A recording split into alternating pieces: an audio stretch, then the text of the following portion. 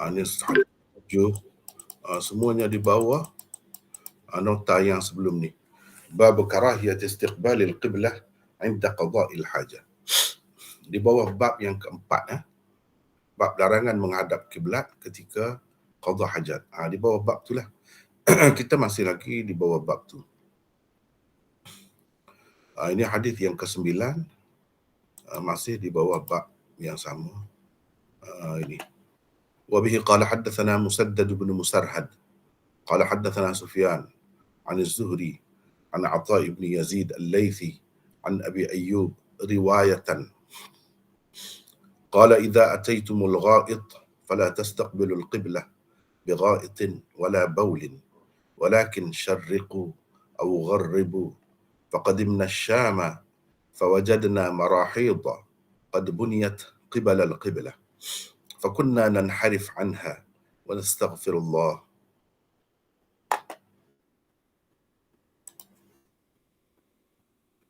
Musaddad, kata Imam Abu Daud, Musaddad bin Musarhad meriwayatkan kepada kami, katanya Sufyan.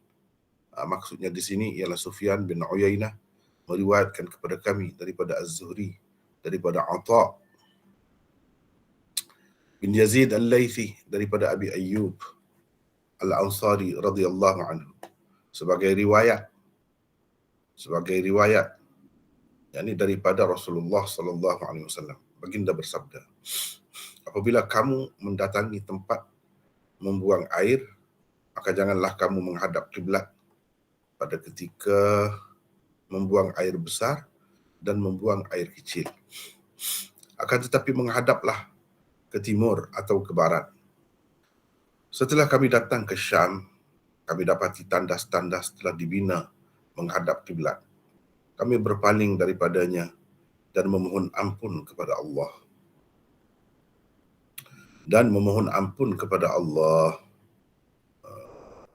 Lepas tu hadis yang ke-10. Kita tengok setakat tu dulu. Kalau masa masih ada, kita akan sambung lagi, ya. Jadi itulah hadis yang ke-9. Kita telah baca sekejap tadi. Sebagaimana biasa, kalau perawi-perawi ini yang telah kita bertemu, kira-kiranya tak disebut lagi lah. Tak disebut lagi tentangnya.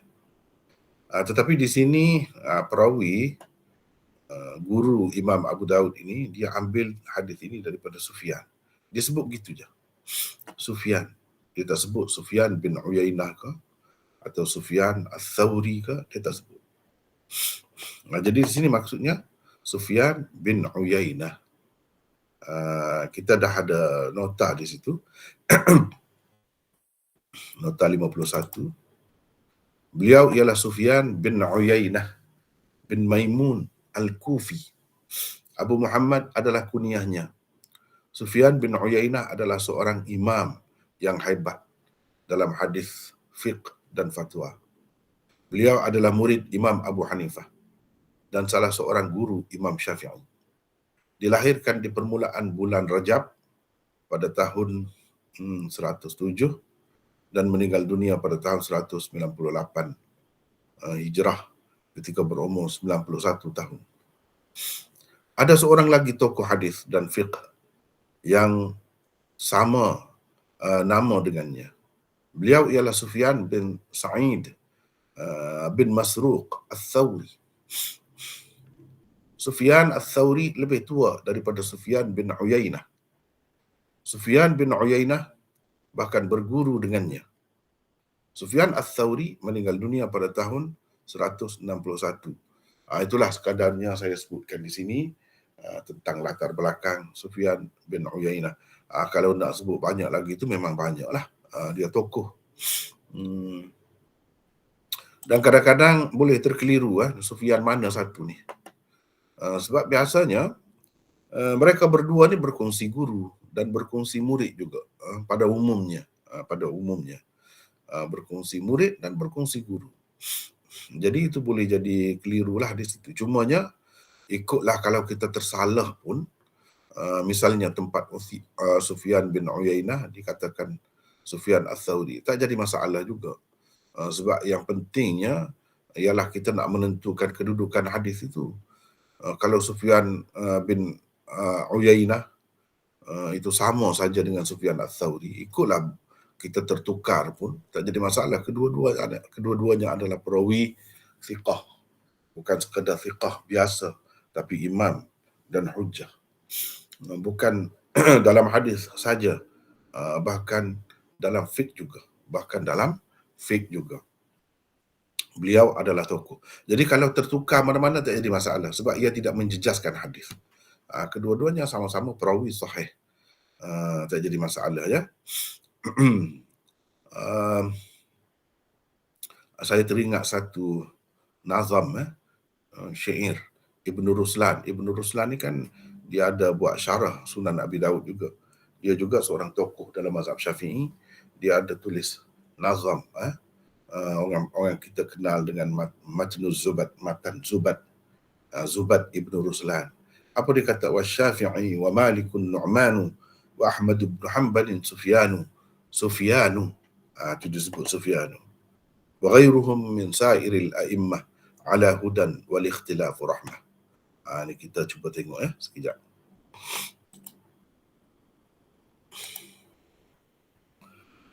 Ini syarah-syarah hadis. Sekejap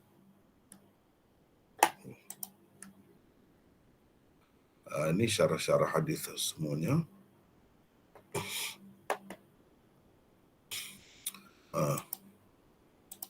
Cuma yang saya nak tunjuknya ialah Ibnu Ruslan. Ini syarah Ibnu Ruslan. Ini syarah Ibnu Ruslan. Syarah Abu Dawud Ibnu Ruslan. Kita ambil contohnya ini. Ini Ibnu Ruslan. Syarah Sunan Abi Dawud, karangan Ibnu Ruslan. Siapa dia ni? Syihabuddin Abil Abbas Ahmad bin Husain bin Ali bin Ruslan Al-Maqdisi Al-Ramli Al-Syafi'i. Mana orang Palestin sekarang ni. Sekarang ni negeri Palestin ni Al-Maqdisi ni. Maqdisi ni Baitul Maqdis lah. Ini orang Palestin. Di Palestin begitu ramai tokoh-tokohnya dahulu. Sampai sekarang ni orang-orang dia memang hebat-hebat sebenarnya. Baik, saya nak tunjuk satu lagi syair Ibnu Ruslan tadi. Dia ada dalam Syamilah ni pun ada.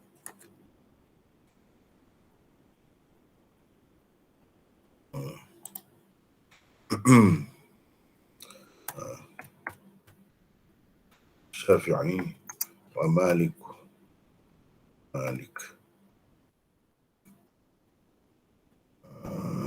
Ambil dalam kitab mana? Manzumat misalnya. Dia ada banyak bahagian ini. Banyak bahagian sini.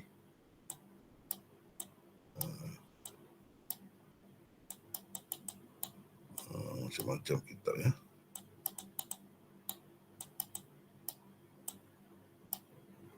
Ini manzumat ilmiah.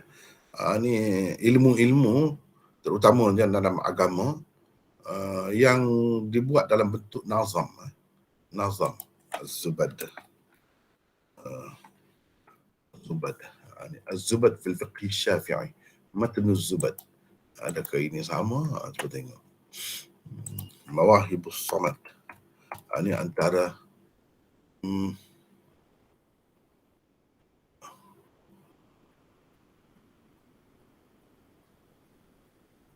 tak ada kitab ini. Dengan saya ada kitab ni.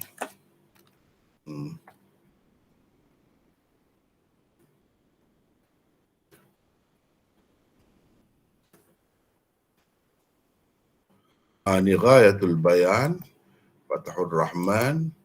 Ini Ghayatul Bayan. Ini semua syarah dia. Baik, kita tengok. Ini yang saya baca tadi. Wasyafi'i wa Malikun Nu'manu wa Ahmad bin Hanbal Sufyanu wa ghairuhum min sa'iril a'immah ala hudan wal ikhtilafu rahmah. Ni. Inilah kata Ibnu Ruslan dalam bentuk syair. Sebagai memperakui tokoh-tokoh dalam agama. Jadi yang disebut ni Sufyan ini kedua-duanya sama. Sama-sama tokoh, sama-sama imam mujtahid. Ini Syafi'i, Malik dan Nu'man. Nu'man itu maksudnya Imam Abu Hanifah lah, namanya Nu'man bin Thabit. Dan Ahmad bin Hanbal, Sufyan juga, dan lain-lain. Dan selain mereka imam-imam dalam agama ni kan, imam-imam mujtahidin itu min sa'iril a'imah, semua imam-imam tu ala hudan, semuanya di atas petunjuk. Wal ikhtilafu rahmah, ikhtilaf mereka adalah rahmat. Jadi kita kena ingat begitu ya. Jangan kita anggap ikhtilaf ulama ni, perbezaan ulama ni sebagai malapetaka. Tidak. Khilaf mereka adalah sebagai rahmat.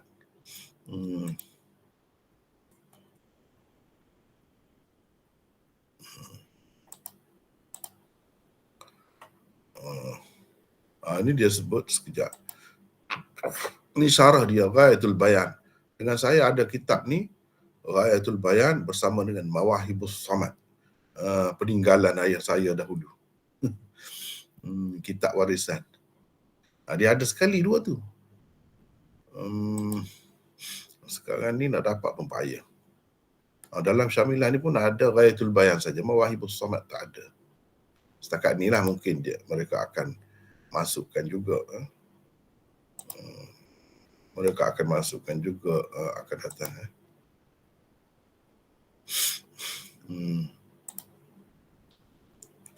Jadi kesimpulannya, kalau kita nak ringkas ni panjang dia sebab dia ambil banyak kan, syarah jadi panjang.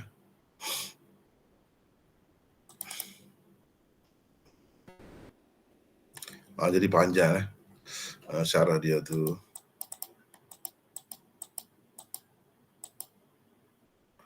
Ni. Di sini disebut. Wasyafi'i bi iskanil ya wal bi iskanil ya. Cuba kita tengok di sini. Wasyafi'i imamul a'immah. Wa Malik bin Anas imam Daril Hijrah. Wa Nu'man al-Imam Abu Hanifah. Ahmad bin Hanbal, Sufyan al-Thawri. Sebut Sufyan al-Thawri. Sufyan bin Uyainah pun sama. Wa ghairuhum min sa'iril a'immah kabni Uyainah. Seperti Sufyan bin Uyainah. Termasuk dalam tu ada dua. Laith bin Sa'ad, Al-Auza'i, Ishaq bin Rahawai, Dawud al-Zahiri, ala hudam min rabbihim fil aqaid wa ghairiha. Berada di atas petunjuk daripada Tuhan mereka, baik dalam akidah ataupun lain-lain. Mereka akidahnya bagus. Wala i'tibara biman takallama fihim bima hum bari'una min wa manaqibuhum ma'thuratun wa fadailuhum mashhuratun. Tidak boleh diambil kira pendapat orang yang mempertikaikan mereka, sebab ini semua diterima oleh umat. Kalau ada orang yang mempertikaikan mereka dengan menyebutkan apa-apa yang sebenarnya mereka itu bebas daripadanya, bersih daripadanya, dan kelebihan-kelebihan mereka itu memang dinukilkan begitu banyak dan masyhur. Cukuplah tentang mereka ini, ilmu mereka itu tersebar dengan meluas, dan kedudukan mereka itu diperakui sepanjang masa. Ini dalam kitab Ghayatul Bayan, syarah kepada Matan Zubat Ibnu Ruslan ini. Matan Zubat Ibnu Ruslan. Ni. Lil Imam Al-Allamah Ahmad bin Hussein bin Ruslan. Inilah yang kita tengok tadi, lahir di Palestin, Ramallah, Palestin tahun 773 dan meninggal dunia di Baitul Maqdis pada tahun 844. Ini dia buat dalam bentuk syair. Itu kelebihan ilmu Arab ni.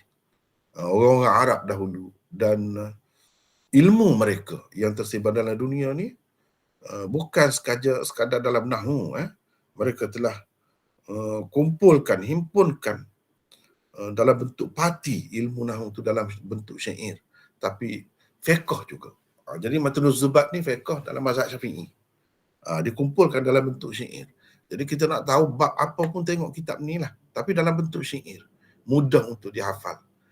Ayah saya dahulu memang sukalah, memang dia ingat ni. Banyak isi matam Zubat ni, kalau apa-apa dia sebut terus. Dia sebut tu. Itu sebagai bukti lah dalam mazhab Syafi'i. Dalam kitab ni ada. Orang-orang zaman dahulu yang belajar biasanya dia ingat kitab-kitab ni, matan-matan ini. Jadi ingat suatu kelebihan lah. Dalam sesuatu masalah tu kita boleh sebut terus. Ini kata Ibn Ruslan dalam bentuk syair. Jadi yang saya nak sininya, Sufyan bin Uyainah ni dia bukan tokoh dalam hadis sahaja, tapi dia juga adalah tokoh mujtahidin, imam mujtahidin yang diperakui. Walaupun Ibn Ruslan tulis kitab itu dalam bentuk syair itu untuk mengumpulkan fiqh Syafi'i, tetapi dia ulama besar, seorang yang sangat terbuka. Dia memperakui semua imam-imam ni. Bahkan Daud Zahiri pun diperakuinya, termasuk di dalam wa ghairuhum. Katanya wa ghairuhum min sa'iril a'immah ala hudan wal ikhtilafu rahmah. Itulah tentang Sufyan bin Uyainah. Kalau nak tengok lagi, boleh tengok di dalam yang saya telah buat dalam Syarah Bukhari, yang telah dicetak dah tu, ada Sufyan bin Uyainah pun. Sebab perawi ni perawi yang masyhur. Biografi dia kalau nak tengok lagi, tengok di sana. InsyaAllah mungkin ada perbezaan di sana sini. Ini sekadar ringkasan sahaja ya, sekadar ringkasan sahaja. Pengenalan tentang Sufyan bin Uyainah. Baik. Meriwayatkan kepada kami daripada Az-Zuhri. Sufyan ini meriwayatkan daripada Az-Zuhri. Dia sebut nama nisbah. Az-Zuhri ini nama nisbah, bukan nama sebenarnya. Az-Zuhri, makna ya dia tu, cuba kita tengok, ya ni bersabdu. Ini tanda isim itu isim mansub, bukannya isim mangkus. Kalau isim mangkus, dia akhir dia tu tidak bersabdu gitu. Tidak bersabdu gitu. Seperti al-qadhi, misalnya. Al-qadhi, itu kan ya dia tu tidak bersabdu. Kalau ya bersabdu begini, ini nama nisbah dipanggil. Nisbah kepada Bani Zuhrah. Nisbah kepada Bani Zuhrah. Jadi orang-orang daripada keturunan itu, daripada puak-puak tu dipanggil Az-Zuhri lah. Tidak khusus dengan Zuhri ni saja. Tetapi oleh kerana dia yang masyhur, jadi sebut. Banyak lagi orang-orang lain pun kalau kita baca dalam kitab-kitab rijal disebut Az-Zuhri. Maksudnya daripada Bani Zuhrah. Ini dipanggil isim mansub. Boleh juga digunakan isim mansub. Boleh juga digunakan isim dalam bentuk laqab, dalam bentuk kunyah. Kadang-kadang digunakan dalam bentuk isim alam. Jadi itu cara Arab lah. Tradisi dia begitu. Daripada zaman dahulu lagi, sebelum Islam lagi, dah guna dah begitu. Dan Nabi SAW memperakuinya. Tidak salah nak guna begitu pun. Itu bagus juga dari segi jaga keturunan, jaga zuriat kita. Kita tahu, ambil berat tentang silsilah nasab kita tu. Jadi siapa Az-Zuhri? Jadi sini saya nak orang lain lah baca. Siapa nak baca silakan. Saya dah baca dah. Buat mula dah. Silakan, siapa nak baca? Tentang Az-Zuhri. Silakan. Saya baca, Maulana. Silakan. Ini siapa? Ramli, Maulana. Ramli daripada mana dah? Daripada Port Dickson. Port Dickson. Ya. Sihat Ramli? Alhamdulillah, Maulana. Silakan. 52. Beliau ialah Muhammad bin Muslim bin Ubaidillah bin Abdillah bin Shihab bin Abdillah bin Al-Haris bin Zuhrah bin Kilab bin Murrah Al-Qurashi Al-Zuhri Al-Madani Al-Aili. Aili. Aili. Kunyahnya ialah Abu Bakar. salah seorang imam dan tokoh besar. Hmm. Az-Zuhri merupakan seorang yang sangat alim di Hijaz dan Syam. Seorang yang disepakati para ulama tentang kehebatan dan ketokohannya. Az-Zahabi di dalam Mizan Al-I'tidal berkata, Muhammad bin Muslim Az-Zuhri seorang hafiz lagi hujjah. Hmm. Beliau ada juga melakukan tadlis tetapi jarang sekali. Az-Zuhri meninggal dunia di Syam pada bulan Ramadan tahun 124 Hijrah ketika berumur 72 tahun. Hmm. Itulah serba ringkas tentang Az-Zuhri. Tentang Az-Zuhri ini juga kalau nak tengok lebih detail lagi, boleh tengok di dalam Syarah Bukhari yang saya telah tulis dan telah dicetak itu. Tengok situlah. Mungkin ada perbezaan sedikit sebanyak dengan apa yang saya sebut di sini. Apa yang disebut di sini sebenarnya sekadar ringkasan sahaja. Namanya Muhammad bin Muslim. Muhammad nama dia. Muhammad ni satu nama yang sangat popular di kalangan ulama. Jadi dengan sebab itu kena sebut nama lain. Kalau tidak dia jadi keliru lah. Muhammad mana satu. Gitu. Sebab itu selalu disebut Zuhri. Bila sebut Zuhri, tak keliru. Tak keliru. Itulah Imam Zuhri. Jadi Sufyan mengambil daripada Az-Zuhri. Maknanya Sufyan bin Uyainah ni murid kepada Az-Zuhri. Daripada Atha bin Yazid Al-Laythi. Daripada Atha bin Yazid Al-Laythi. Jadi Zuhri ambil daripada dia. Atha bin Yazid Al-Laythi, nota 53, kemudian Al-Jundu'i Al-Madani. Al-Laythi Al-Jundu'i. Ini pun nama nisbah dia juga. Kemudian maknanya kemudian dia pakai nama nisbah itu, Al-Jundu'i. Tu. Al-Madani. Al-Madani itu orang Madinah lah kira-kiranya. Abu Muhammad adalah kunyahnya. Atha adalah seorang perawi thiqah. Yahya bin Al-Madini. Yahya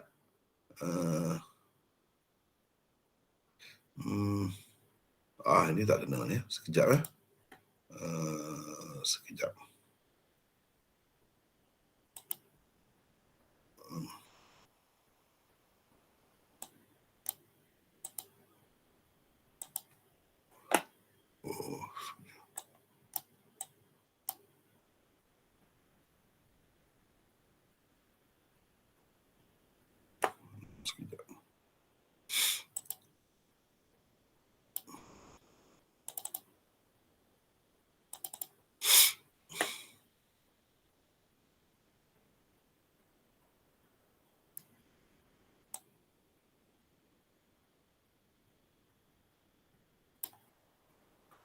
Badlul Majhud. Ini daripada Atha bin Yazid Al-Laythi. Daripada Atha bin Yazid Al-Laythi. ثم الجندعي توفي وهو ابن 80 سنة. Tak ada di sini. Maknanya saya ambil di lain. Sekejap.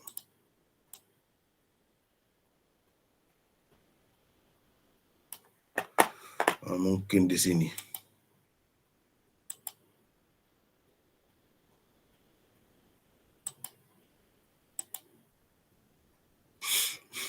Atha bin Yazid Al-Laythi di sini.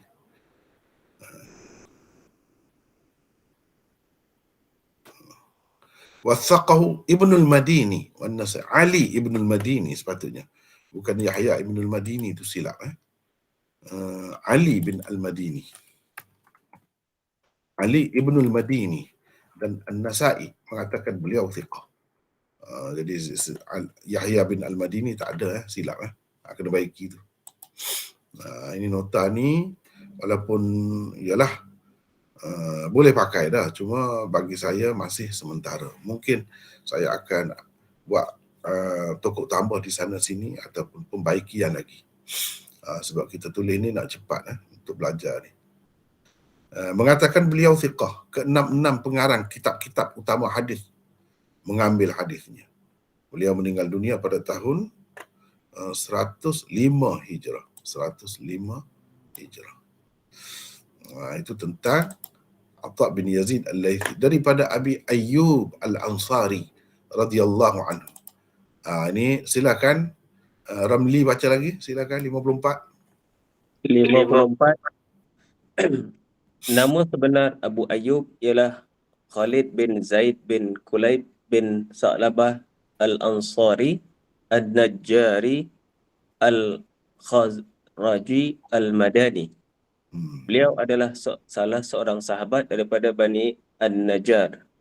Abu Najjar. Ayyub Najjar. Abu Ayyub telah ikut serta dalam perjanjian Aqabah, Perang Badar, Uhud, Khandaq dan lain-lain peristiwa bersejarah di zaman Nabi SAW dan selepas kewafatan baginda.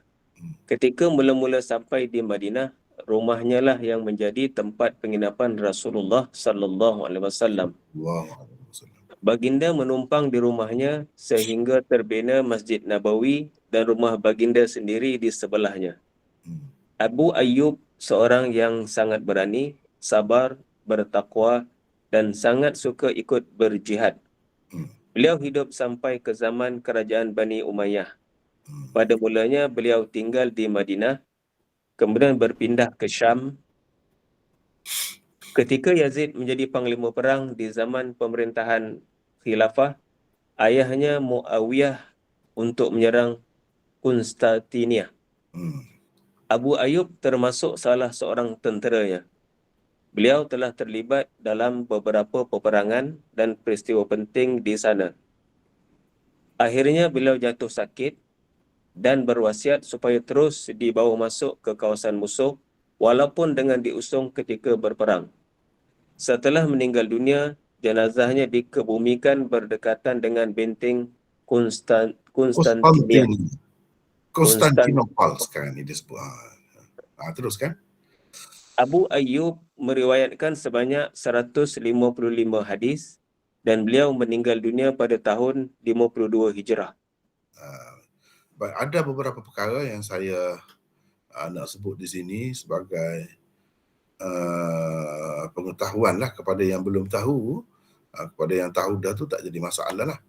Ini semua ni kan, ni nama nisbah yang saya gelapkan. Al-Ansari.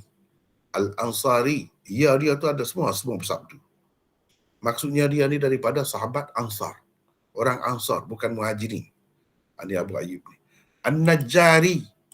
Ya, kena ingat isim nisbah, isim mansub dipanggil. Ya, dia tu bersabdu. Itu tandanya. An-Najjari maksudnya wa Ansar daripada Bani Najjar. Bani Najjar. Begitu. Al-Khazraji, puak Ansar ni dia ada dua kabilah besar, Aus dan Khazraj. Jadi dia ni puak Khazraj lah. Itu maksud Al-Khazraji. Al-Madani, maksudnya memang dia orang Madinah. Al-Madani ni memang orang Madinah.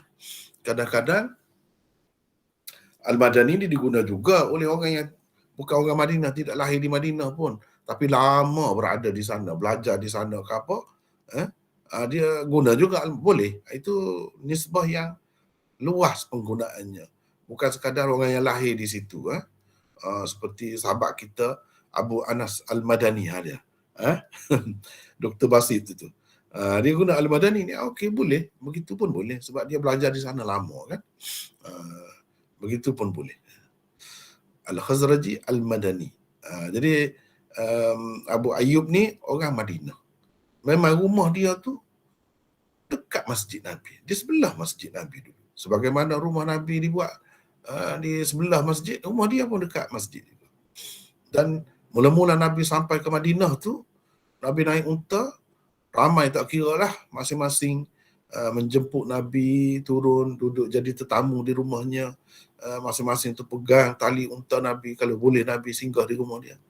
Nabi kata, biarkan unta ini, utrukha fa innaha ma'murah. Biarkan untaku ini berjalan terus. Unta ini diperintah, Nabi kata. Bukan dia berjalan sembarangan seperti unta-unta lain, tidak. Unta ini diperintah, Nabi kata. Maksudnya mengikut perintah Allah lah. Allah tidak nak lagi dia berhenti, biar dia. Akhirnya dia berhenti di depan rumah Abu Ayyub. Abu Ayyub Al-Ansari. Jadi di rumah Abu Ayyub itulah Nabi SAW menumpang beberapa lama di rumah Abu Ayyub itu. Dan Abu Ayyub ni dia ada 2 tingkat rumah dia. Ada loteng. Maknanya zaman itu dah ada loteng ya. Dah ada rumah ni 2 tingkat. Jadi kalau nak kata banyak tingkat rumah pun ada asasnya. Bukan kata rumah ni perlu setingkat saja. Dia ada asalnya. Nabi sendiri rumah dia pun 2 tingkat. Mana dia duduk di sebelah atas. Sebelah bawah pun duduk juga. Boleh begitu, tidak jadi salah. Ni asasnya. Zaman sekarang ni tempat kita tak kira lah puluh-puluh tingkat kan. Boleh, jika perlu, boleh. Jika dapat menjaga keselamatan orang ramai itu, tidak membahayakan, tak jadi masalah. Jadi dia mula-mulanya dia apa ni?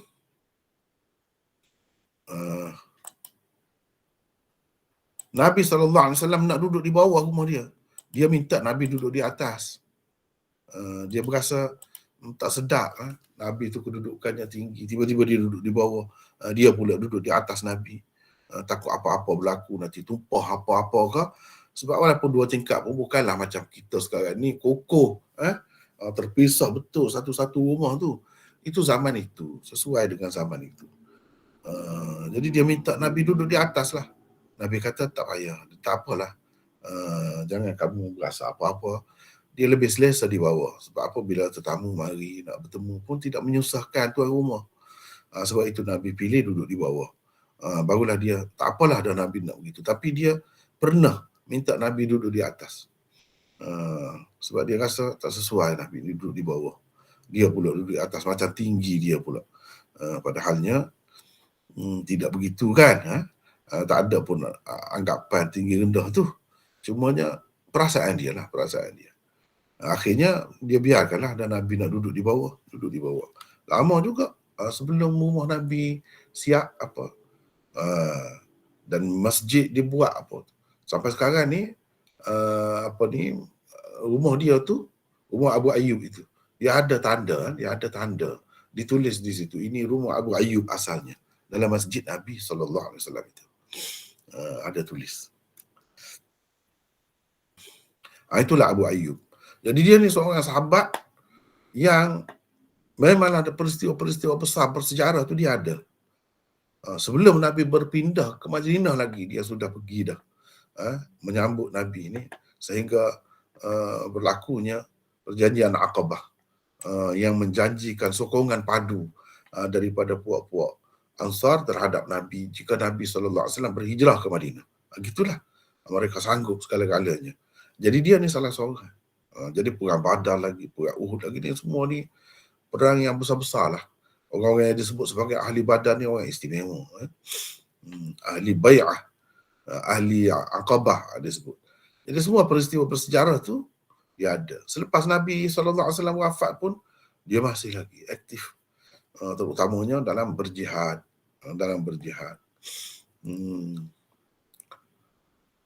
Itu memang dia suka sangat pergi berjihad.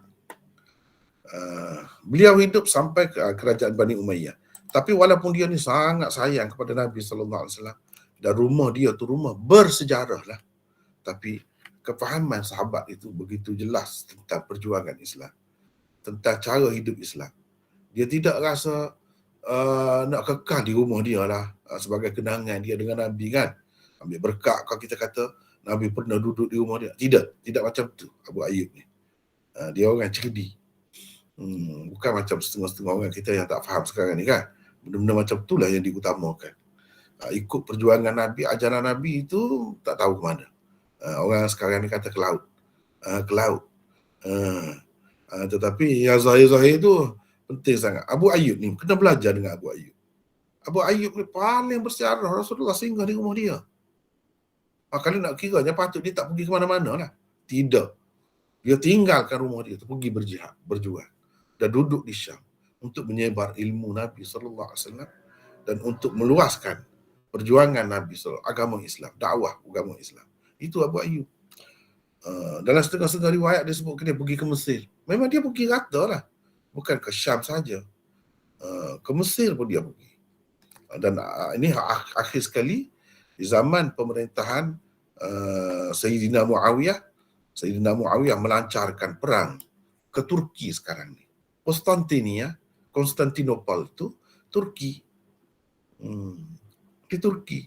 Jadi di zaman Sayyidina Muawiyah melalui angkatan laut, tentera laut. Ini Abu Ayyub pergi juga. Siapa yang jadi panglimanya? Iaitu anak Muawiyah, namanya Yazid. Yazid itulah. Jadi tak ada orang sebut apa tak bagus pun. Biasanya yang nak jadi pemimpin ni orang yang memang berdisiplin, memang orang yang bagus, memang orang yang beragama. Sebab itu kalau kita baca dalam sejarah tentang Yazid yang bukan-bukan itu, jangan percaya. Jangan terima mudah-mudah. Sebab apa? Ini fitnah semuanya. Sebab kebetulan berlaku di zaman dia tu, cucu Rasulullah sallallahu alaihi wasallam Sayyidina Husain radhiyallahu anhu terbunuh. Jadi adalah peluang orang nak menyalahkan dia. Padahal seseorang terbunuh di zaman pemerintahan mana-mana pun tak semestinya boleh dikaitkan dengan dia. Mungkin ada orang lain yang bunuh tu. Lepas tu tuduh dia macam-macam lah. Suka dia berpoya-poya lah. Suka menyanyi lah. Suka tengok perempuan menari, menyanyi. Habis masa dengan bermain dengan monyet dan sebagainya. Itu cerita dalam sejarah tentang Yazid. Cuba fikirlah sedikit. Orang yang suka benda-benda macam tu adakah nak jadi panglima apa? Dan di bawah pimpinan dia tu, Abu Ayyub salah seorang. Sayyidina Husain pun ikut serta juga. Itu dalam sejarahnya. Tak ada timbul pun. Kalaulah dia ni orang tak baik, orang tak bagus, tak jaga sembahyang dan sebagainya, sebagaimana yang tersebut dalam sejarah tu, bolehkah orang macam ni dilantik? Jangan kita fikir zaman itu seperti zaman sekarang ni, di mana panglima perang tu tak ada kena-mengena dengan solat, dengan memimpin masyarakat dia suku berasingan. Jangan kita fikir begitu. Zaman itu pemimpinlah sembahyangkan jenazah. Pemimpinlah jadi imam sembahyang fardu 5 waktu. Ikutlah dia khalifah ke, dia gubernur ke, dia panglima ke, dia apa ke. Memang begitu tradisinya. Jadi macam mana? Tak ada sebut apa-apa pun tentang dia pada ketika itu. Bagus pun tak ada sebut. Terima dengan tenang, ikut dengan tenang saja dia. Ini semua kita perlu baikilah. Banyak dah telah terpesong ni. Tersebar dalam dunia Islam, bukan tempat kita sahaja. Tempat lain pun begitu. Jadi kita orang Islam bertanggungjawab memperbaiki sejarah itu. Biar betul fikiran kita terhadap generasi awal Islam yang banyak berjasa kepada Islam. Jangan kita duduk fikiran kita ni kotor dengan tuduhan, tomahan dan fitnah terhadap generasi awal. Tak ada berkat hidup kita kalau macam tu. Jadi Abu Ayyub ni termasuk salah seorang tenteranya. Jadi di sana tu banyaklah peranannya macam-macam lah. Akhir sekali dia jatuh sakit sebab tua dah. Perang tu tua. Tapi dia berwasiat, selagi boleh bawa dia nak pergi serang musuh, pergi bawa, jangan tinggal dia. Walaupun dengan diusung, dia minta. Jadi yang ada bersama tu ramai daripadanya sahabat-sahabat je. Bawa dia lah pergi berperang. Gitu cerita Abu Ayyub Al-Ansari. Sehingga akhirnya dia meninggal dunia dalam keadaan itu. Dan dikebumikan di sana. Dia tidak duduk di Madinah, walaupun rumah dia tu begitu bersejarah. Tidak begitu. Perjuangan yang penting. Itu cerita Abu Ayyub Al-Ansari. Kalau nak lebih lagi tu kena tengok di lain lah. Jadi sebagai riwayat daripada Abi Ayyub, sebagai riwayat, baginda bersabda. Apa maksud sebagai riwayat? Yang ini sebagai riwayat daripada Rasulullah sallallahu alaihi wasallam. Baginda bersabda, yang ada dalam kurungan itu tak ada lah asalnya. Dalam teks asalnya, cuba kita tengok sini. Cuba kita tengok teks asal. Ni cuba tengok. An Abi Ayyub riwayatan an Atha ibn Yazid Al-Laythi an Abi Ayyub riwayatan qala. Jadi qala ni siapa kata? Abu Ayyub ke atau Nabi? Jawabnya Nabi kata. Qala Qala ni Nabi kata. Bukan Abu Ayyub. Sebab Abu Ayyub ni Atha bin Yazid Al-Laythi mengambil hadis ini daripada dia riwayatan. Jadi apa makna riwayatan itu? Secara riwayat itu. Baik, kita tengok. Kita tengok di sini. Sebagai riwayat, apa maksudnya? Jadi sini saya nak orang lain lah baca. Silakan, siapa nak baca? Silakan.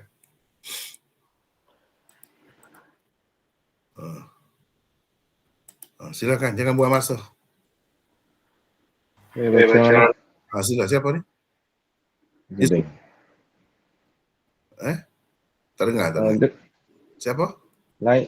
Izzuddin. Silakan.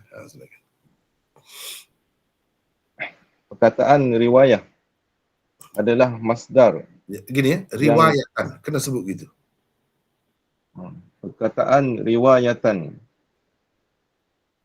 adalah masdar yang dinasabkan dengan fi'il yang mahzuf. Takdirnya yarwi riwayatan. Lafaz riwayatan menunjukkan hadis yang dikemukakan ini adalah marfu' pada hukumnya. Kerana ia merupakan lafaz-lafaz kinayah yang digunakan oleh para ulama hadis sebagai ganti kata mereka. Rasulullah SAW telah bersabda, sama ada kerana ia diriwayatkan berdasarkan maknanya atau kerana ia diringkaskan. Kata Hafiz Ibn Baca lagi. Kata Hafiz Ibnu Hajar di dalam syarah An-Nukhbahnya, termasuk dalam kataku hukman, semua lafaz kinayah yang digunakan sebagai ganti lafaz-lafaz yang terang yang dikaitkan dengan Rasulullah sallallahu alaihi wasallam. Seperti kata seorang tabi'i yang meriwayatkan daripada mana-mana sahabat. Yarfa'ul hadis au yarwihi au yanmihi au riwayatan au yablughu bihi au rawahu. Bermaksud dia mengangkat hadis ini, atau dia meriwayatkannya, atau dia menyandarkannya, yakni kepada Nabi SAW, atau sebagai riwayat daripada Nabi SAW, atau dia menyampaikannya, yakni kepada Nabi SAW, atau dia meriwayatkannya. Lihat syarah An-Nukhbah muka surat 78. Semua lafaz ini menunjukkan hadis yang diriwayatkan oleh seorang tabi'i daripada mana? Hadis yang diriwayatkan oleh seseorang tabi'i daripada mana-mana sahabat adalah marfu' pada hukumnya. Jadi ini penting ya. Kadang-kadang bila kita tengok dalam kitab-kitab hadis ini, khususnya kitab-kitab utama hadis ini, dia ada kadang-kadang guna perkataan-perkataan begini. Yang menyebabkan jadi kita keliru. Apa maksudnya? Sebagai riwayat ni. Atau secara riwayat ni. Riwayatan itu. Lepas tu riwayatan itu jadi apa kira-kiranya dari segi i'rabnya? Sebab kita nak bagi makna tu kena tahu dulu dari segi i'rabnya dia tu jadi apa. Dalam ayat tu dia jadi apa? Dia jadi fa'il ke, jadi maf'ul ke, jadi apa? Kena tahu. Barulah boleh pasal makna dia tu. Jadi yang pertamanya kita kena tengok, dia ni adalah masdar. Rawa yarwi riwayatan. Itu masdar. Yang dinasabkan. Kenapa bagi di atas di sini? Sebab itu saya suruh, saya minta baca riwayatan. Bagi sekali. Yang dinasabkan. Nasablah tu, riwayatan. Dengan fi'il yang ma'dzuf. Jadi ada, dia mesti kena baris, berubah sesuatu perkataan dalam bahasa Arab ni. Mesti berubahnya. Kalau perkataan itu perkataan mu'rab, mestilah ada amil dia. Jadi apa benda yang menyebabkan dia tu jadi bagi di atas? Jadi jawabnya fi'il yang ma'dzuf. Ada satu fi'il kata kerja yang dibuang. Kira-kiranya yang dibuang itu kalau kita nak sebut, takdirnya yarwi riwayatan. Yani Abu Ayyub meriwayatkan sebagai satu riwayat. Maksudnya bila dia sebut gini dalam hadis, dalam sanad tu, maksud dia nak ceritanya dia ambil cerita ni daripada Nabi SAW. Dan ini adalah kata-kata Nabi. Maksudnya yang dia nak sebut ni bukan kata-kata dia sendiri, tidak. Tetapi yang dia riwayatkan daripada Nabi. Mana yang selepas ni tersebut itu adalah sabda Nabi SAW. Itu maksud riwayatan. Dia sebut gitu je. Lafaz riwayatan menunjukkan hadis yang dikemukakan ini adalah marfu' pada hukumnya. Jadi walaupun tidak jelas lah. Kalau katakanlah di sini ni okey. Di sini ni riwayatan qala. Jadi qala ni dhamir dia tu boleh kita balikkan kepada Abu Ayyub pun boleh. Kalau kita kata balik kepada Nabi seperti terjemahan yang saya bagi tu, selesailah masalah. Boleh juga. Tapi kalau kita kata daripada Abi Ayyub riwayatan qala Abu Ayyub. Jadi idza ataitum ni walaupun Abu Ayyub yang sebut, tapi sebenarnya bukan lafaz ini lafaz dia. Setakat ni. Tapi ini lafaz ataupun hadis Nabi yang Nabi sabdakan. Kalau tidak lafaz pun maknanya, mafhumnya. Mafhum kata-kata Nabi, sabda Nabi SAW. Kalau kita andaikan qala ni fa'il dia Abu Ayyub. Okey, tak jadi masalah juga. Tetapi idza ataitumul gha'it ini yang Abu Ayyub sebut ni sebenarnya dia ambil daripada Rasulullah SAW. Sebenarnya itu adalah kata-kata Rasulullah SAW ataupun mafhum daripada kata-kata Rasulullah SAW. Itu sebab dia sebut riwayatan. Kenapa dia sebut riwayatan? Mungkin dia nak mengisyaratkan, perawi ni nak mengisyaratkan bahawa hadis ini hadis ringkas. Ni Atha bin Yazid Al-Laythi ni nak cerita hadis yang diriwayatkan oleh Abu Ayyub ni sebenarnya hadis mukhtasar. Hadis yang ringkas. Sebenarnya hadis ini lebih panjang lagi yang lengkapnya. Satu kemungkinan. Yang kedua, mungkin juga dia nak cerita ini yang Abu Ayyub sebut ini makna hadis, mafhum hadis. Bukan lafaz dia tu betul-betul begitu. Betul-betul begitu. Boleh jadi juga. Jadi ada dua kemungkinan. Apabila seseorang tabi'i, ni Atha bin Yazid Al-Laythi ni tabi'i. Apabila dia sebutkan di atas daripada sahabat Abu Ayyub tu, misalnya di sini riwayatan. Lepas tu dia sebut sebagai kata-kata dia selepas itu, zahirnya. Jadi kata-kata itu orang panggil mauquf fi hukmil marfu'. Walaupun apa yang disebut ini terhenti pada Abu Daud dia kata, tetapi dikira sebagai marfu', macam Nabi kata juga. Itu maknanya mauquf fi hukmil marfu'. Jadi maknanya bila kata riwayatan ini isyarat kepada hadis ini walaupun mauquf, tapi mauquf fi hukmil marfu'. Mauquf pada hukum, pada kira-kiranya marfu' juga. Pada kira-kiranya marfu' juga. Ini bukan mana-mandai dia sendiri, kata-kata dia, pendapat dia, bukan. Ini daripada Nabi SAW.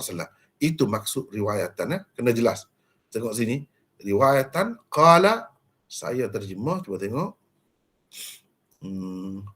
Sebagai riwayat, baginda bersabda. Qala itu maknanya saya balikkan kepada Nabi.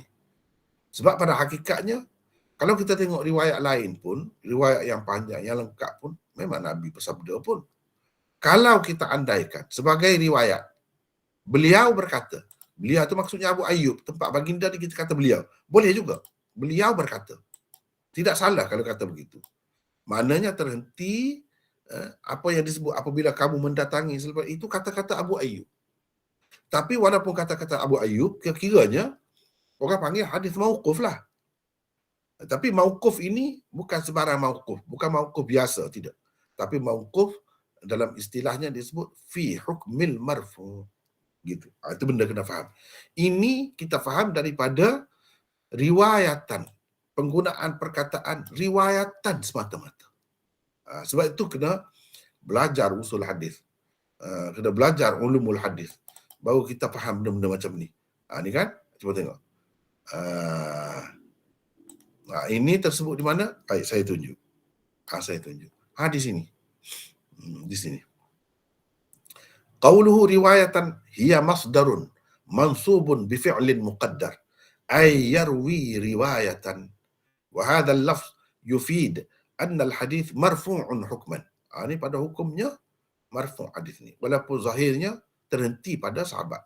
Sebab apa? Li'annahu min as-siyagh allati yukanni biha ashabul hadith an qawlihim. Qala Rasulullah sallallahu alaihi wasallam. Jadi sama juga dengan sahabat tu kata qala Rasulullah sallallahu alaihi wasallam. Sebab apa yang guna begini ni? Guna sebut riwayatan itu likaunihi ruwiya bil ma'na aw ikhtusir. Sebab hadis itu mungkin diriwayatkan berdasarkan makna dia, bukan lafaz dia, bukan riwayat bil lafzi, tapi riwayat bil ma'na. Satu. Ataupun hadis itu diringkaskan. Itu sebagai isyarat dah tu. Isyarat bahawa hadis ini diringkaskan, tidak lengkap. Itu maksud riwayatan. Tapi setakat itu yang disebutkan di dalam kitab Al-Manhalul Azbul Mawrud, di dalam Badlul Majhud pula, cuba kita tengok sini. Riwayatan ay anin Nabi sallallahu alaihi wasallam. Hiya min siyaghir raf'i. Ni riwayatan ini salah satu lafaz yang menunjukkan hadis itu pada hakikatnya marfu'. Sampai kepada Nabi. Bahkan itu kata-kata Nabi lah. Kalau berkait dengan kata-kata. Dia sebut ni nusiba masdaran bi fi'lin hudhifa anhu. Ni riwayatan ini dinasabkan masdar sebagai masdar bagi fi'il yang dibuat sebelumnya. Ada fi'il itu. Ai rawahu riwayatan. Tadi dalam kitab tadi dia kata yarwi riwayatan. Di sini rawahu riwayatan. Boleh, semua boleh. Yang pentingnya ada fi'il. Rawahu riwayatan. Ada di sini, kalau di sini lebih lengkap lah. Sebab apa? Dia ada dhamir. Hu tu. Rawahu riwayatan. Kata Hafiz Ibn Hajar dalam Syarah Nukhbah. Ini yang saya sebut tadi. Ini ambil di sini. Ini dalam Syarah Nukhbah. Hafiz Ibn Hajar dia tulis Nukhbatul Fikar namanya. Kitab usul hadis kecil ya. Kecil ya. Tapi kalau di India, di Pakistan, kita belajar usul hadis, ini kitab salah satunya yang dipakai. Nukhbatul Fikar. Banyak syarahnya, berpuluh-puluh.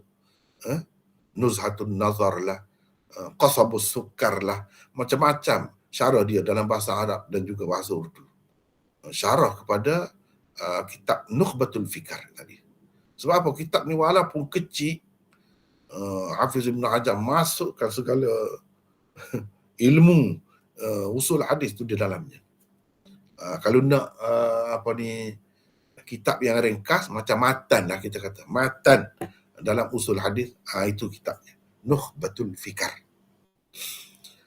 Kalau Imam Nawawi dia tulis At-Taqrib.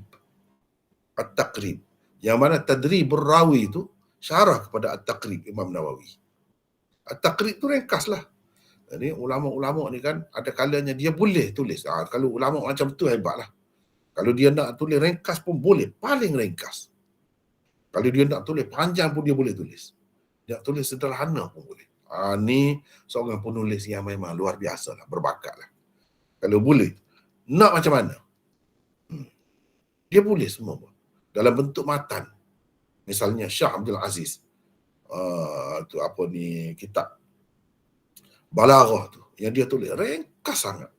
Tapi bila disyarah begitu besar jadi. Beratus muka surat. Tapi dia beberapa muka surat sebenarnya asalnya. Kitab ilmu Balaghah. Dalam bahasa Arab. Dia tulis ringkas. Itu dia panggil matin. Matin. Mana seorang yang boleh tulis matan. Kemudian orang boleh syarah pula atas matan. Puluh-puluh syarah pun tak habis lagi. Itulah kelebihan ulama-ulama kita ni. Dia boleh tulis macam-macam. Dia nak tulis syarah pun boleh. Nak buat hasyiah pun boleh. Nak buat ta'liq pun boleh. Hamish pun boleh. Macam-macam boleh. Dia nak buat matan pun boleh. Itu maknanya orang yang betul-betul mutamakin dalam ilmu dia. Betul-betul mantap. Orang yang betul-betul mantap memang dia boleh buat. Hafiz Ibn Hajar ni salah seorang tokoh. Dia nak tulis yang panjang berjilid-jilid pun boleh.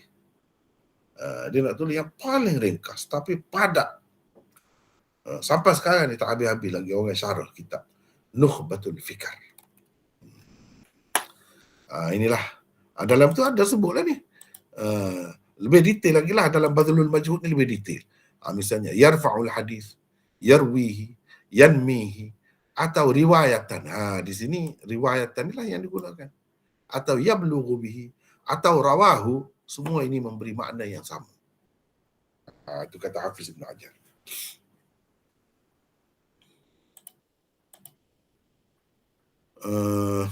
Baik. Habis di situ ya.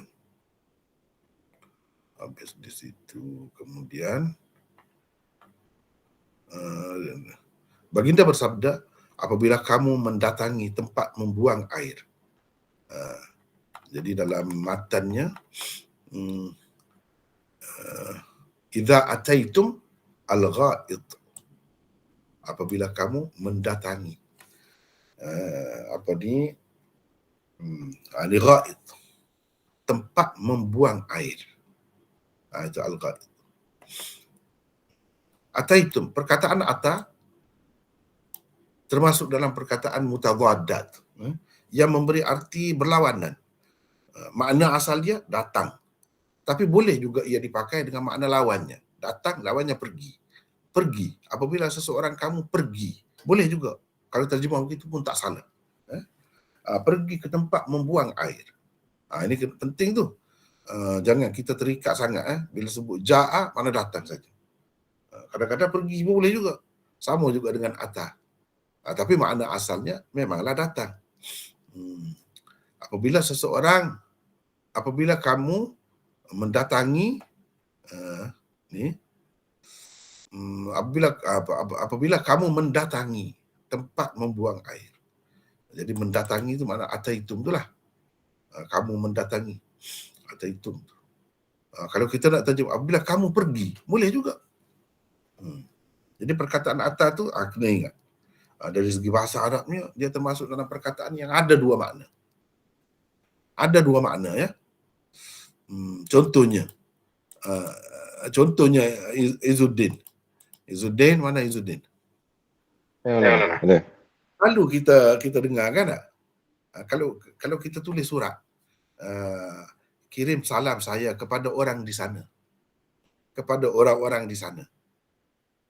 Boleh juga. Ahli bahasa tu bahas tu benda-benda macam tu. Boleh juga kita kata kirim salam saya kepada orang-orang di sini. Di sana mengambil kira penulis tu duduk jauh. Jadi orang di sana tempat kamu tu lah. Mana orang yang menerima surat itu. Di sana. Tapi kalau dia kata di sini, kirim salam saya kepada orang-orang di sini, mana dia mengambil kira orang yang menerima tu.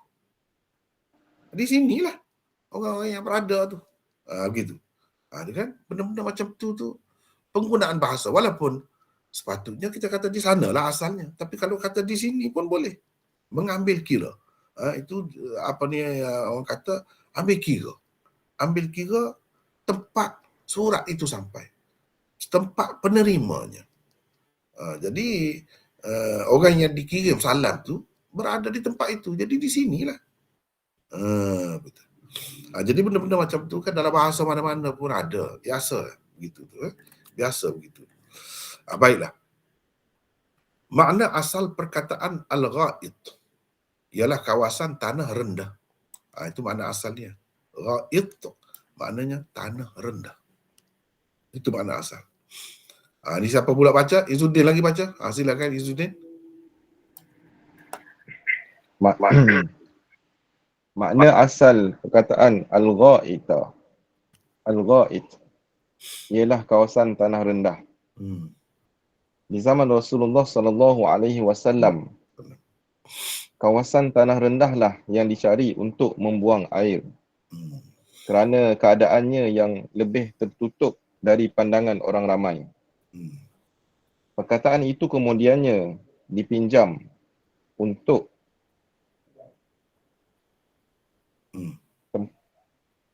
Untuk tempat membuang air.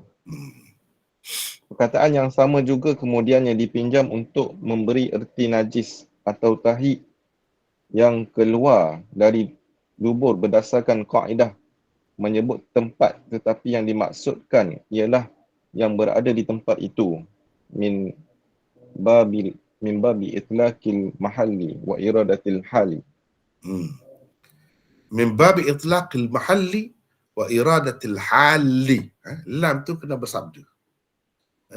Wa iradatil hali, bukan wa iradatil hali. Itulah makna dia.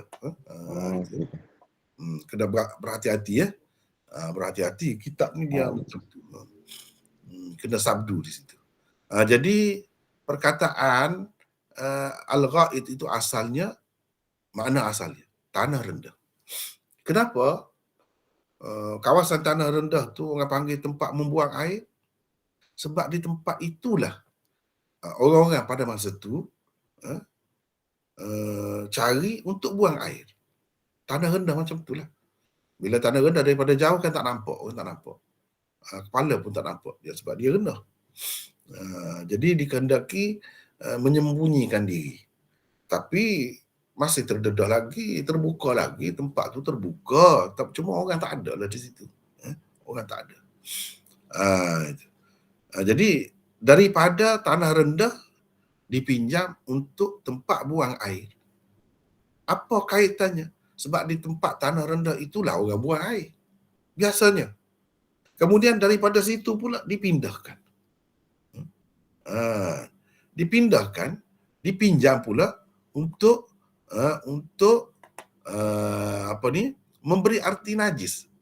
Itu maknanya tahi. Boleh juga dengan makna. Sebab itu kalau kita tengok kamus, macam-macam makna yang diberikan. Apa makna? Apa maknanya? Kenapa dia guna tempat itu untuk makna tahi pula? Tempat tanah rendah ke tempat buang air itu, kenapa dia pinjam untuk memberi makna najis atau tahi pula? Sebabnya mengikut kaedah ini. Kaedah apa? Menyebut tempat, tetapi yang dimaksudkan ialah yang berada di tempat itu. Min babi itlaqil mahal wa iradatil hali. Itu kaedahnya. Ini kaedah ilmu balaghah orang panggil. Dalam majaz mursal. Orang panggil majaz mursal. Cikgu Rashid ada ke tidak tu Cikgu Rashid? Assalamualaikum. Ada Maulana, ada dengar. Ya, ada. Cikgu Rashid ni ahli bahasa ni. Saya nak tanya, kalau dalam bahasa Melayu ni apa orang panggil? Majaz mursal.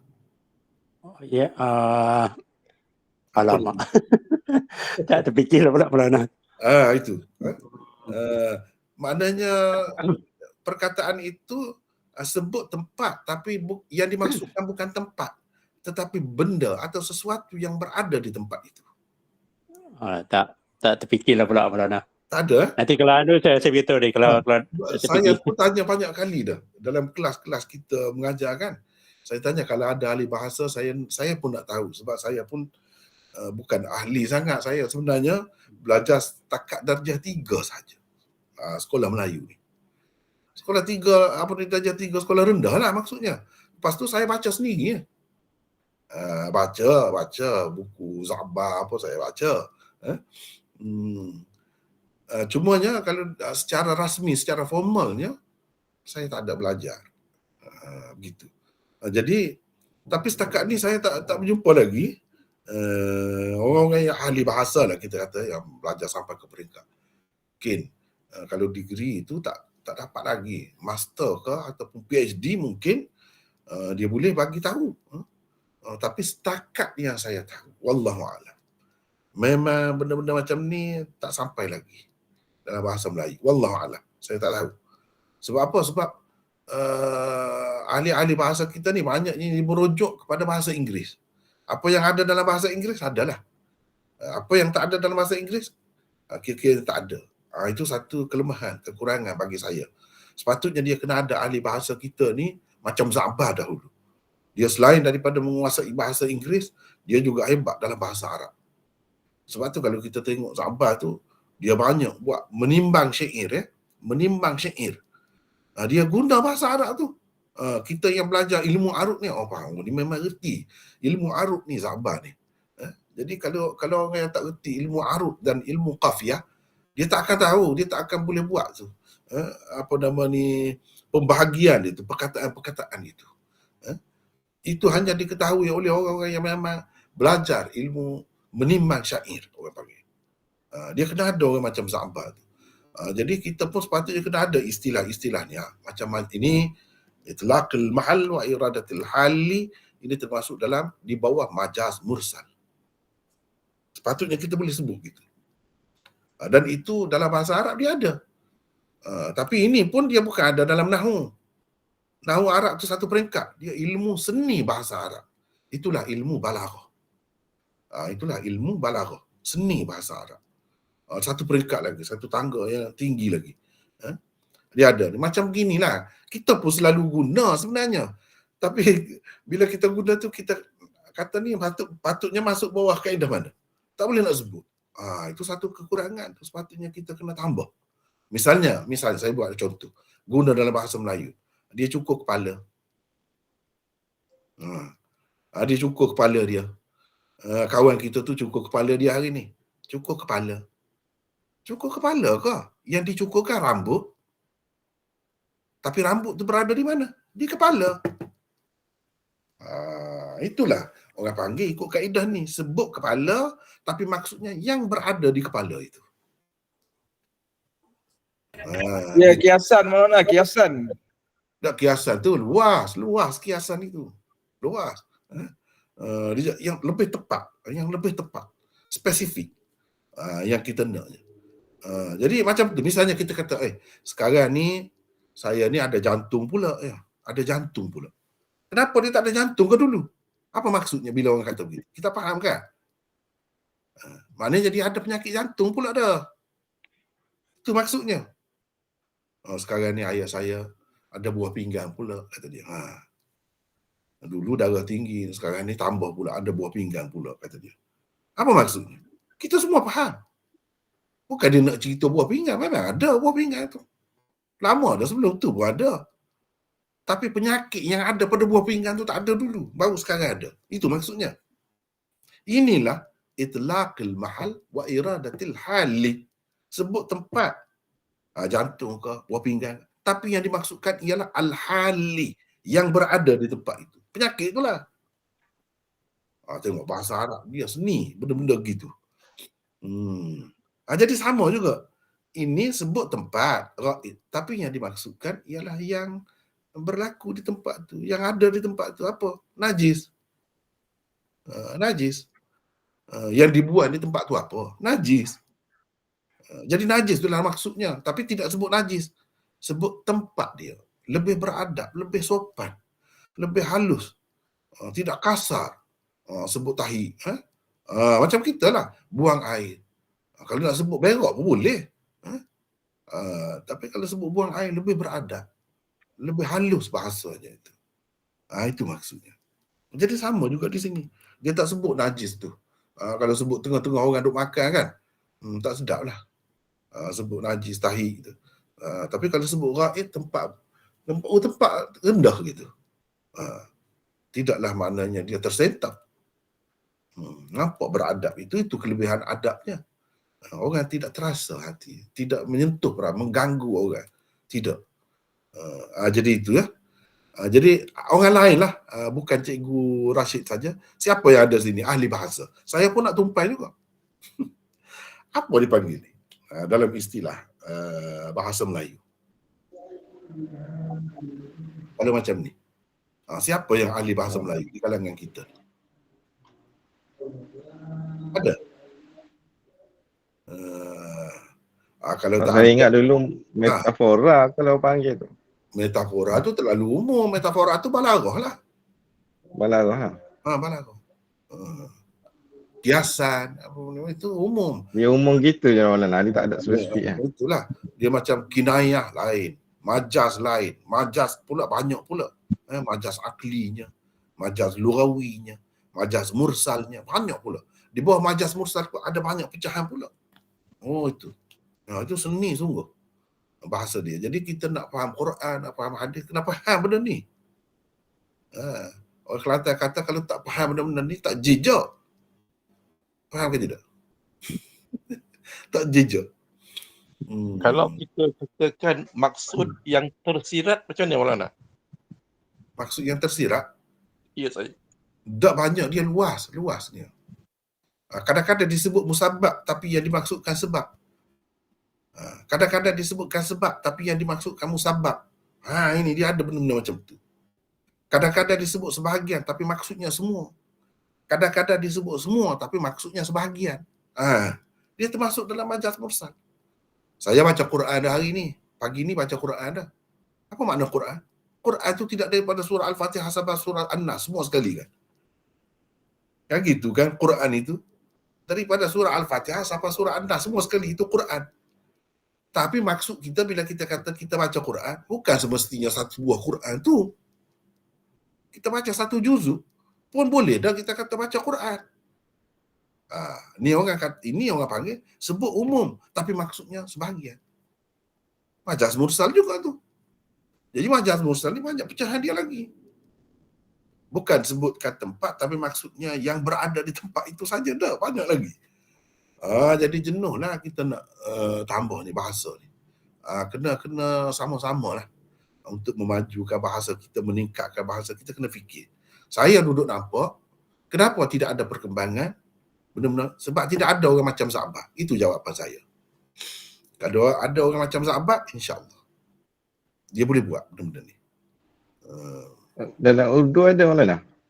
Dalam Urdu, dia banyak guna istilah ni lah, istilah Arab. Istilah Arab. Dia nahwu bahasa Urdu ke, balaghah dia ke, dia guna istilah Arab. Sebab tu mereka lebih mudah untuk menguasai ilmu-ilmu dalam bahasa Arab ni. Sebab istilah dia tu, memang dia guna istilah Arab. Misalnya majaz mursal, dia guna begitu. Lepas tu dia belajar, memang banyak dengan saya pun ada buku-buku balaghah dalam bahasa Urdu. Dia banyak ambil yang Arab lagi. Kemudian dia ada tambah pula yang tak ada dalam bahasa Arab pula. Inilah perkembangan bahasa sebenarnya. Sepatutnya begitu.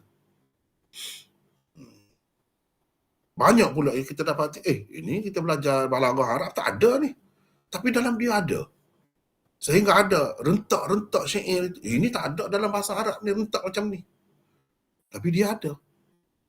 Dia ambil sebanyak mana yang ada dalam bahasa Arab dan yang sedia ada dalam bahasa dia kekalkan, dia tambah lagi. Jadi banyaklah, kayalah bahasa tu.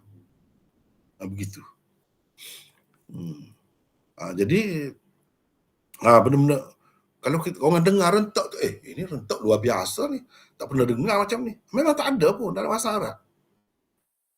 Dalam bahasa Arab tak ada. Ilmu arut Arab. Tak ada. Okey. Tak apalah, panjang pula kita jadi duduk bincang bahasa pula di situ ya. Tapi saya rasa perlulah untuk peserta-peserta kita, hadirin dan hadirat sekalian, faham benda-benda macam ni ya. Dalam bahasa hadis ni dia guna benda-benda begitu. Okey.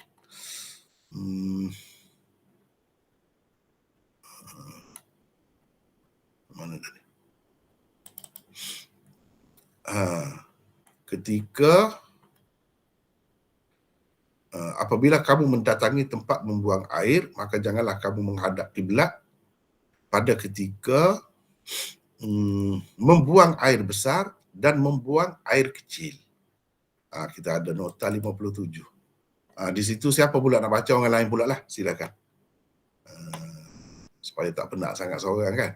Siapa nak baca pula? Silakan. Muhammad Adib. Siapa? Adib. Muhammad Adib daripada mana dah? Tak ingat. Melaka. Melaka. Silakan. 57. Hadis ini dikemukakan oleh Bukhari, Muslim, Tirmizi, Nasa'i dan Ibni Majah dengan lafaz berbeza-beza. Lafaz riwayat Muslim dan Abu Daud agak sama atau hampir sama. Dalam riwayat Bukhari dan Muslim tersebut, wala tastaqbilul kiblata wala tastadbiruha.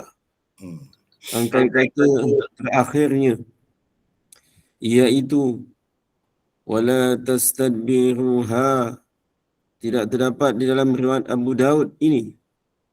Tidak dapat dipastikan sebabnya.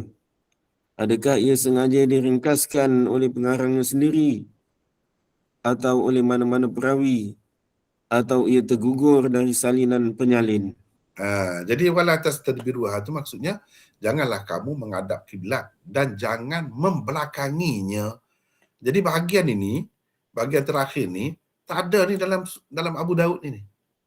Cuba kita perhati. Sebab tu bila kita baca hadis kena bandingkan dengan riwayat dalam kitab lain juga daripada Abu Ayyub. Jadi itulah sebabnya kita kata dia sebut tadi riwayatan itu ada isyarat dari situ. Akan ada ringkas tu. Akan ada yang dibuang. Itu isyarat kepada riwayat itu diringkaskan. Sebab itu dia sebut riwayatan tadi yang kita bincang bahas tadi tu. Ni sekarang ni dah nampak. Tak ada ni. Sedangkan dalam Bukhari dan Muslim ada. Jadi larangan Nabi, pesanan Nabi bukan sekadar supaya tidak menghadap kiblat, membelakangi kiblat pun dilarang juga. Gitu. Tetapi ni tak dapat pastilah. Sengaja diringkaskan. Mungkin sebab apa dah ada isyarat tadi, riwayatan tadi. Jadi pengarang dia ataupun mana-mana perawi lah di atas Imam Abu Daud tu dia sengaja meringkaskan. Jadi tak sebut tastadbiruha wala tastadbiruha. Atau oleh mana-mana perawi lah. Atau ia tergugur dari salinan penyalin. Bagi saya nampak lebih dekat, lebih munasabahnya ialah sengaja dibuang oleh mana-mana perawi. Diringkaskan. Dan perbuatan meringkaskan itu sudah diisyaratkan dalam sanad hadis itu. Riwayatan dia sebut. Itulah yang kita bincang tadi. Riwayatan itu. Baik. 57. Akan tetapi menghadaplah ke arah timur atau barat. Itu yang Nabi suruh. 58. Baca lagi Muhammad Adib. Silakan. 58. Supaya tidak berlaku menghadap kamu ke arah kiblat. Sabda Nabi SAW ini khusus untuk penduduk Madinah dan orang yang kiblatnya Kaabah berada di sebelah utara atau selatan negerinya. Adapun orang yang kiblatnya berada di sebelah timur atau barat, maka mereka hendaklah menghadap ke arah utara, ke arah selatan atau utara. Itu maksud Nabi, tapi menghadaplah ke arah timur atau barat. Sebab apa? Sebab kedudukan orang yang duduk Madinah tu, kalau dia menghadap ke utara, berarti menghadap kiblat, membelakangi kiblat Kaabah, dan menghadap kiblat lama, iaitu Baitul Maqdis. Nanti dalam hadis selepas ni ada bincang. Memang Nabi larang menghadap kepada kiblat tu Baitul Maqdis tu. Dilarang juga. Jadi Nabi suruh menghadap kepada kiblat, kepada barat, timur dan barat ini kepada orang-orang yang duduk di Madinah atau berada di pihak itulah. Kira-kiranya kiblat dia sama ada ke arah utara atau selatan. Jadi dia kena menghadap ke arah timur atau barat. Macam kita ni, kiblat kita arah barat. Jadi kita tak boleh lah menghadap ke barat itu. Sebaliknya kita kena menghadap ke arah utara atau selatan. Begitu. 58. Itu maksudnya. Supaya kenapa Nabi SAW suruh menghadap ke arah timur atau barat? Ini bukan untuk kita, orang tempat kita ni. Ataupun orang yang kedudukannya Kaabah tu berada di sebelah timur dia. Bukan untuk mereka ni. Untuk orang yang berada di sebelah Madinah ke ataupun sebelah yang mana kiblat dia tu berada di sebelah utara ataupun selatan. Maka bila dia nak buang air, dia kena menghadap ke arah timur atau barat. Setelah kami datang ke Syam, dia kata Abu Ayyub, kami dapati tandas-tandas telah dibina menghadap kiblat. Teruskan, apa ni Muhammad Adib? 59. Sebagai pejuang dan dapat menguasainya, menaklukinya. Ini adalah kata-kata Abu Ayyub sebagaimana tersebut dengan jelas dalam riwayat Muslim Zahirnya ialah kedatangan beliau ke Syam telah berlaku ketika pembukaan atau penaklukan Syam pada tahun ke-13 Hijrah. Dia pergi ni berjuang kan. Pergi ke Syam di zaman Sayyidina Umar. Syam itu jatuh ke tangan Islam. Sebelum itu dia di tangan Rom, di tangan Rom, penguasa Rom. Jadi setelah kami datang ke Syam, ini bukan kata-kata Nabi ni, kata-kata Nabi terhenti setakat itu. Ini kata-kata Abu Ayyub. Jadi setelah kami datang ke Syam tu, selepas tu lah, lepas Nabi meninggal dunia di zaman Sayyidina Umar, dia pergi berjuang lah, sehingga jatuh Syam tu ke tangan Islam. Kami dapati tandas-tandas telah dibina menghadap kiblat. Jadi susahlah mereka. Teruskan. Tandas-tandas telah dibina di Syam oleh penduduknya yang beragama Kristian.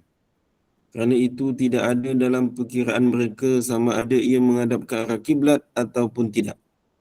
Sukar sekali diterima bahawa tandas-tandas itu telah dibina oleh orang-orang Islam dengan menghadap ke arah kiblat dalam keadaan telah ada sabda-sabda Rasulullah SAW yang melarang daripadanya. Jadi ni Abu Ayyub cerita ni kiranya telah dibina oleh orang-orang kafir lah. Kepada mereka dia tak adalah dalam perhitungan mereka nak jaga ni, tidak menghadap kiblat atau membelakangi kiblat ni, tak ada semua. Jadi kita nak kata ini binaan orang Islam, tak munasabah. Terutamanya orang Islam di zaman awal tu sangat menjaga pesanan-pesanan Nabi. Takkan dia nak buat menghadap kepada kiblat. Apalagi itu ketika dia baru pergi, ketika dia menguasai Syam, mana orang Islam tak ada lagi. Macam mana orang Islam nak buatnya? Begitu. Agak munasabahnya yang buat itu ialah orang-orang kafir yang sebelum tu ramai berada di sana. Sama ada dari kalangan bangsa Arab ataupun daripada bangsa Rom yang berkuasa pada ketika itu.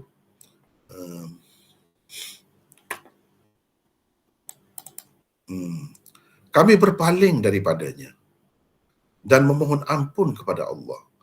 Sebab tandas tu keadaannya menghadap kepada kiblat, tapi kami cubalah berpaling supaya tidak betul-betul kami itu menghadap kiblat.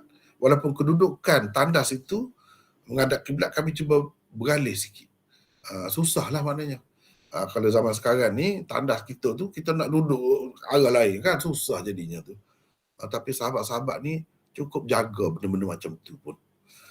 Cukup jaga. Kami berpaling daripadanya. Jadi dia cerita ni bukan dia seorang saja begitu.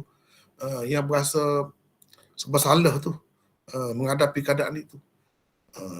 Kalau Abu Ayyub ni cerita kami berpaling. Cuba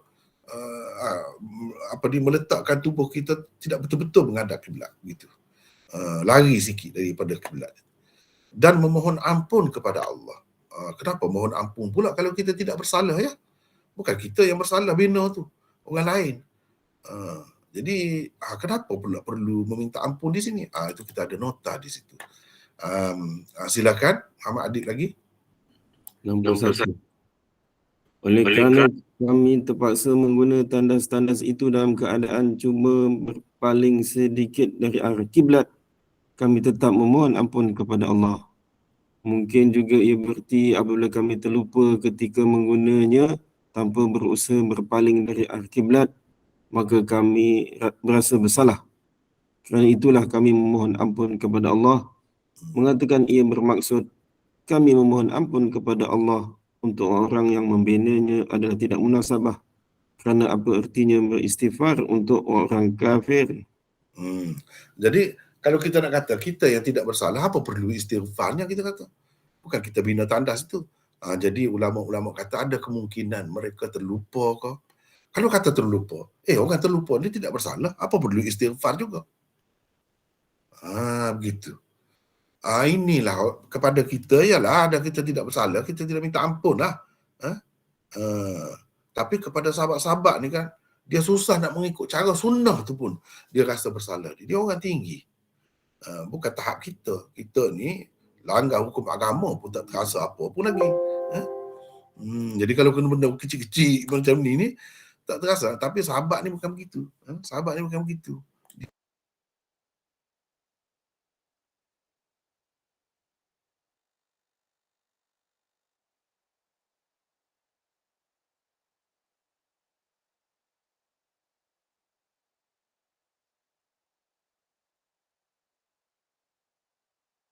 Sehingga kalau tersalah pun dia minta ampun lagi.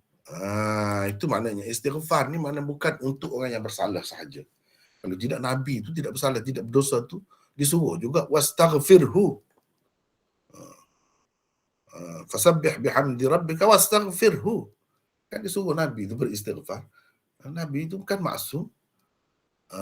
Maknanya istighfar ni atas kesalahan-kesalahan, atas keadaan-keadaan yang tidak bersesuaian dengan bimbingan Nabi SAW, itu pun istighfar. Jadi kita nak kata istighfar ni, istighfar untuk orang-orang yang bina tu tak pernah sabar. Sebab apa? Mereka tu kafir. Orang kafir tak boleh kita beristighfar untuk orang kafir. Berdoa boleh, istighfar tak boleh. Berdoa supaya Allah bagi hidayah kepada dia. Istighfar tak boleh. Maka lin nabiyyi wal ladzina amanu an yastaghfiru lil musyrikin walau kanu aba'ahum. Nabi dan orang-orang mukmin tidak patut beristighfar kepada orang-orang musyrikin walaupun ayah-ayah mereka sekalipun. Tak boleh. Berdasarkan itulah ulama mengatakan istighfar untuk orang kafir tak boleh. Jadi bagaimana pula kita nak kata Abu Ayyub ni istighfar untuk orang kafir yang telah membina tandas-tandas itu? Itu tak sesuai. Sebab apa? Sahabat-sahabat ni dia Quran dan hadis tu dalam kepala. Bila dia nak buat apa-apa, itu ditengok ada panduan ke tidak. Dah ada panduan dah, jangan istighfar untuk orang kafir. Kenapa pula mereka nak istighfar? Jadi istighfar ni untuk mereka sendirilah. Begitu. Ataupun istighfar untuk orang-orang di kalangan dia yang bersalah, yang tidak sedar, anggap mudah benda-benda tu. Istighfar untuk mereka lah. Gitu. Ini menunjukkan Abu Ayyub ni memang termasuk dalam golongan yang menganggap haram menghadap kiblat ketika buang air, walaupun dalam tandas.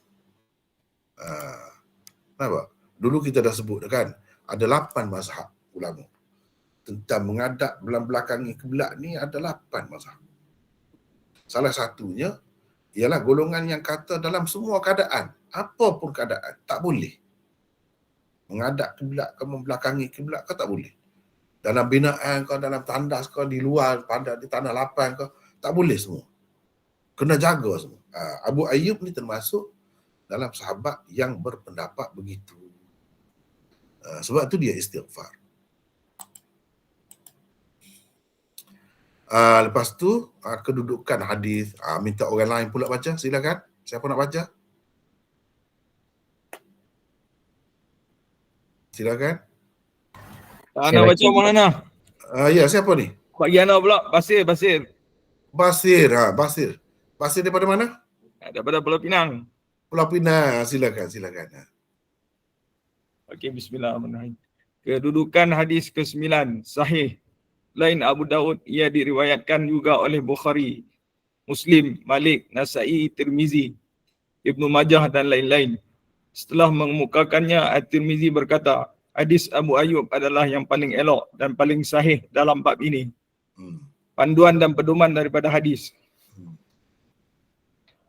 1. Hadis ini menunjukkan kiblat adalah suatu yang mulia. Ia semestinya dimuliakan. Salah satu cara memuliakannya ialah dengan tidak menghadap ke arahnya atau membelakanginya ketika membuang air besar atau air kecil. Kedua, seseorang Muslim hendaklah sedapat mungkin menjaga adab dan disiplin yang telah diajar oleh Rasulullah SAW dalam semua perkara. Ketiga, segolongan besar ulama umat berpegang dengan zahir hadis ini. Mereka tidak membezakan di antara membuang air di tanah lapang ataupun di dalam tandas. Di mana-mana pun menghadap kiblat dan membelakanginya ketika membuang air itu terlarang. 4. Kesaan supaya bersungguh-sungguh mengelak diri daripada menyalahi arahan Nabi SAW. Jika ia berlaku dengan tidak disengajakan sekalipun, tetap elok juga memohon ampun kepada Allah kerananya. 5. Oleh kerana kiblat yakni Kaabah berada di sebelah selatan penduduk Madinah, mereka diperintahkan supaya menghadap ke arah timur atau barat. Adapun kepada orang-orang yang kiblatnya berada di sebelah timur atau barat, maka mereka hendaklah menghadap ke arah selatan atau utara ketika membuang air. Keenam, Abu Ayyub Al-Ansari memahami larangan Nabi SAW daripada menghadap kiblat atau membelakanginya secara umum tanpa membeza-bezakan di antara di tanah lapang atau tempat terbuka dan tempat tertutup seperti tandas. Itulah sebahagian daripada pengajaran, pedoman ataupun panduan yang kita dapat daripada hadis ini.